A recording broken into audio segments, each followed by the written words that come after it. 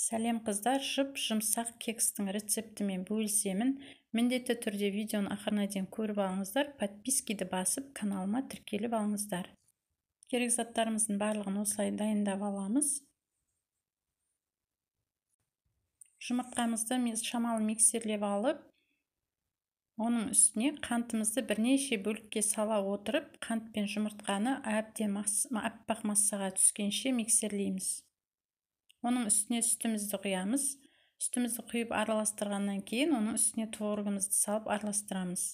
Енді оның үстіне еріп тұрған сармайымызды салып, жақсылап араластырамыз.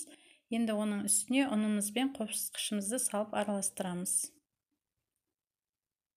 Неке қыздар, біздің қамырымыз осылай қою қамыр болуы керек. Енді осыны формамызға салып, барлығын жайғастырамыз. Менде 12 штук формаға салдым. Неке. Осылай салып, арасына вишня салдым. Ол міндетті емес қыздар, егер салмасаңыздар да болады, өзім пісірсеңдер де өте дәмді, жұмсақ кекс болады.